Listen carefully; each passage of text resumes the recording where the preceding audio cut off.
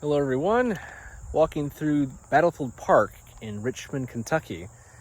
This park is situated on the old battlefield, which happened here in 1862, known as the Battle of Richmond. Happened on August 29th and 30th, 1862, and turned out to be one of the most one-sided victories for the Confederacy during the American Civil War. It started off as General E. Kirby Smith. His Confederate forces moved from the south down here up into more east-central Kentucky, and on the 29th they encountered a group of Federal cavalry and skirmishers to the south here, and that erupted. Both sides disengaged. There were very few casualties, which happened there, and the next day battle was joined. One of the most prominent Confederate commanders who was here, Brigadier General Patrick Cleburne, an Irish immigrant who became a general and one of the more, I would say, well-liked and confident commanders for the South, especially in the Western Theater later in the Army of Tennessee. His claim to fame started to rise here. And what happened was the Confederates moved up their forces up this way, and the Federals set up a defensive line up this way, composed primarily of Indiana regiments.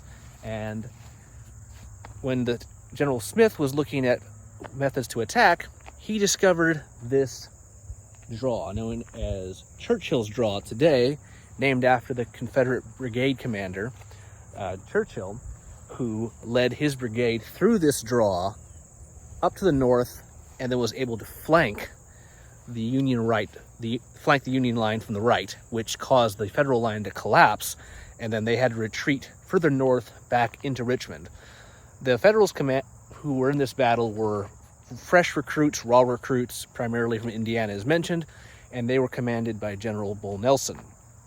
Now, after the initial fighting took place here, the Federals did set up a new defensive line right in Richmond at the old cemetery, but eventually that was overcome, and then that evening the Federal forces tried to evacuate further north toward Frankfort and hopefully Louisville, but during that time, Confederate cavalry was able to get ahead of them, and they were able to capture more than 4,000 Federal troops, who were then later taken and interred in Richmond, Virginia.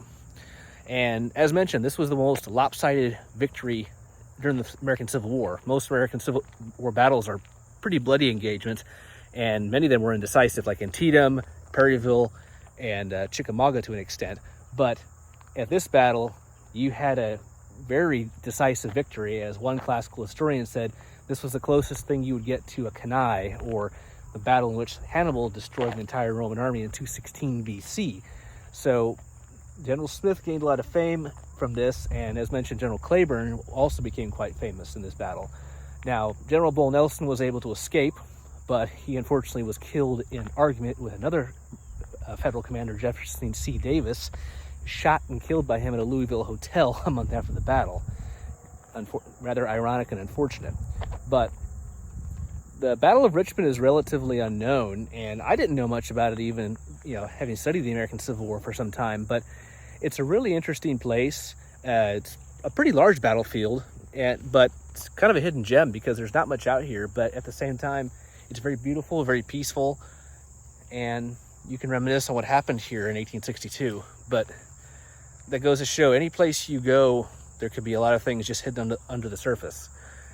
So if you ever are in central Kentucky, eastern Kentucky, I highly recommend visiting Richmond and the battlefield here. There's this park here, and then up to the north, there's actually the Battlefield Visitor Center, which I visited yesterday, and they have some really nice displays that discuss the course of the battle in greater detail.